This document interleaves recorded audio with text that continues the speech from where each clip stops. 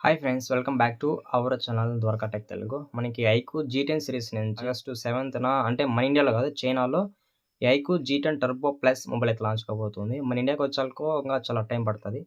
కాకపోతే మనకి China వేరియంట్‌లో August 7th అయితే ఈ మొబైల్ అయితే లాంచ్ కాబోతుంది. అంటే మనకి ఐక్యూ G10 సిరీస్‌కి ఇదొక తమ్ముడు లాంటోడనమాట. మనకి మొబైల్ స్పెక్స్ కూడా చాలా బాగున్నాయి. ఇంకా ఇది మనకి అరౌండ్ 30,000 బిలో ఉంటదని చెప్పొచ్చు. ఎందుకంటే మనకి ఐక్యూ నియో 10R 30,000 పెట్టారు. ఐక్యూ నియో 10R ఎంత ప్రైస్ ఉంటదో సేమ్ ఇది కూడా అంతే ప్రైస్ ఉండొచ్చు. మెయిన్ ఇంప్రెస్ ఏంటంటే బ్యాటరీలో అంటే ఫస్ట్ టైం మనకి ఈ మొబైల్‌లో 8000 mAh బ్యాటరీతో రాబోతుంది. ఇక్కడ కొంచెం ఏమేమని ఇంప్రెస్ అని చెప్పొచ్చు. ఇంకా ఇలాంటి చాలా మంచి మంచి ఫీచర్స్ అయితే ఉన్నాయని చెప్పొచ్చు. ఇది జస్ట్ లీక్ అయిన స్పెక్స్ అనమాట. ఇవన్నీ కూడా మనం మీరే తెలుసుకుందాము. సో మీరు చేసే పని ఏమీ లేదు. మన వీడియోని స్కిప్ చేయకుండా చూడండి. మీకే చాలా క్లారిటీగా అర్థమవుతది. అండ్ నా చిన్న రిక్వెస్ట్ ఏమంటే మన ఛానల్‌కి ఎవరైనా కొత్తగా వచ్చుంటే ఛానల్‌కి సబ్స్క్రైబ్ అవ్వండి. వీడియోకి లైక్ కొట్టేసేయండి. అండ్ బెల్ ఐకాన్ మాత్రం టర్న్ ఆన్ చేసుకొని పెట్టుకోండి. నేను పెట్టే ప్రతి వీడియో మీకు నోటిఫికేషన్ ద్వారా వస్తదని చెప్పొచ్చు. ఫ్రెండ్స్, నేనైతే మీకు మంచి జెన్యూన్ కంటెంటే షేర్ చేస్తున్నాను. బట్ మీరు నాకు అంతే సపోర్ట్ చేయాలన్నమాట. మనము ఈ మొబైల్ సంబంధించిన డిజైన్ అండ్ బిల్డ్ క్వాలిటీ అనుకుందాం. ఇది ఫ్రంట్ అయితే ఫ్లాట్ డిస్ప్లే ఉంటది. బ్యాక్ అయితే గ్లాస్ ఫినిష్ ఉంటది. అలాగే సైడ్ కు ప్లాస్టిక్ ఫినిష్ ఉంటది. ఇది మనకి డ్యూయల్ సిరీస్ స్పీకర్స్ ఉంది. అలాగే ఇన్ డిస్ప్లే ఫింగర్‌ప్రింట్ సపోర్ట్ ఉందని చెప్పొచ్చు అన్నమాట. ఇది మనకు ఆప్టికలే. కాకపోతే కొన్ని రూమర్స్ ప్రకారము సైడ్ మౌంటెడ్ వస్తదని చెప్తున్నారు. అది ఎంతవరకు నిజమో తెలీదు. ఎందుకంటే మనకు ఆల్మోస్ట్ ఐక్యూ G10 సిరీస్ అని కూడా ఇన్ డిస్ప్లేతో వచ్చాయి. బట్ ఇది కూడా దాంతోనే వస్తది అనుకుంటున్నా.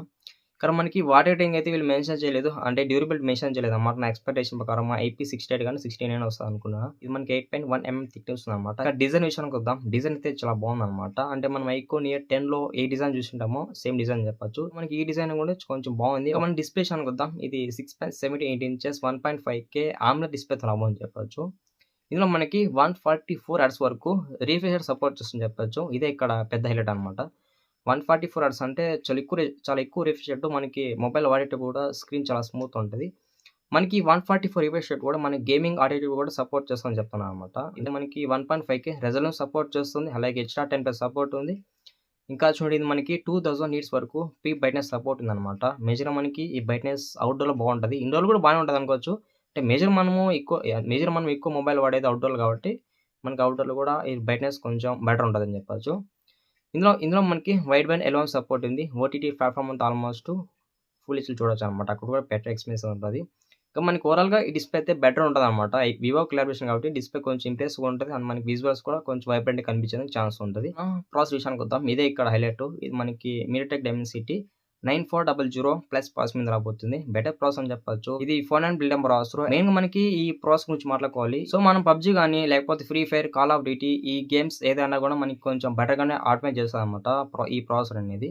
మెయిన్‌గా మనం పబ్‌జీ ఆడేటప్పుడు 144 ఎఫ్‌పిఎస్‌లో వస్తదని చెప్తున్నారు. అది ఆడితేనే తెలుస్తది. మనము అంత ఎక్స్‌పెక్ట్ చెప్పలేము. ఒకవేళ మొబైల్ మన దగ్గర ఉండి గేమ్ ఆడి చెప్తే దాని కథ వేరు. మొబైల్ మన చేతిలో లేదు కాబట్టి అంత ఎక్స్‌పెక్టింగ్‌గా చెప్పలేము. కాకపోతే మనకి ఈ ప్రాసెసర్ కొంచెం బాగుంటదన్నమాట. మనకి ఏ ఫీచర్స్ ఉన్నాయి, ఎరేజర్, ఫోటో ఇన్స్పెక్ట్, అలాగే ఎడిట్, సర్కిల్ సెర్చ్ ఈ టైప్ ఫీచర్స్ అయితే ఉంటాయని చెప్పొచ్చు ఆల్మోస్ట్.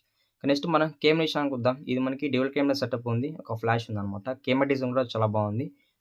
ఐక్యూ నియో 10Rలో ఏ డిజైన్ చూసినామో సేమ్ కెమెరా డిజైన్ చెప్పొచ్చు. మెయిన్ కెమెరా 15 MP ఇచ్చారు. సోనీ LVT 600 సెన్సార్ అయితే యూజ్ చేస్తారనమాట. మెయిన్ కెమెరాలో వాయిస్ కోడ్ సపోర్ట్ ఉందన్నమాట. ఆప్టికల్ ఇమేజ్ స్టెబిలైజేషన్ కూడా చాలా బాగుంటది. అలాగే మెయిన్ కెమెరా యూజ్ చేసుకొని మాక్సిమం 4Kలో వీడియో రికార్డ్ చేసుకోవచ్చు. సెకండరీ కెమెరా మనకి ఇక్కడ 8 MP ఇచ్చారు. ఇది అల్ట్రా వైడ్ యాంగిల్ కెమెరా అని చెప్పొచ్చు. ఫ్రంట్ కెమెరా 16 MP ఇచ్చారు. 16 MP కూడా మంచిగా పర్ఫార్మ్ చేయగలదు సెల్ఫీ ఫోటో తీసుకునే విషయంలో. బ్యాటరీ విషయానికి వద్దాం. ఇది ఇక్కడ highlight feature and plus point అని చెప్పొచ్చు. ఇది మనకి 8000 mAh బ్యాటరీతో రాబోతుంది. అంటే ఇంతవరకు ఏ బ్రాండ్ కూడా 8000 mAh బ్యాటరీతో రాలేదు. First time IQ G10 turbo ప్లస్‌లో ఇది 8000 mAh బ్యాటరీతో రాబోతుంది. ఇందులో 90 వాట్స్ వరకు ఫాస్ట్ సపోర్ట్ ఉందన్నమాట. 90 వాట్స్ అంటే కొంచెం ఫాస్ట్‌గానే ఛార్జింగ్ ఎక్కుతదన్నమాట. అంటే ఈజీగా 1 అవర్ లోపలే ఫుల్ ఛార్జ్ అయిపోతది. ఇందులో మనకి రివర్స్ వైడ్ ఛార్జింగ్ సపోర్ట్ ఉంది. అలాగే బైపాస్ ఛార్జింగ్ సపోర్ట్ ఉందని చెప్పొచ్చు. చాలా బాగున్నాయన్నమాట మనకి బ్యాటరీ డిపార్ట్మెంట్ ఫీచర్స్ కూడా. మనం ఓవరాల్‌గా ఈ మొబైల్‌కి సంబంధించిన అన్ని ఫీచర్స్ అయితే కవర్ చేసామని చెప్పొచ్చు.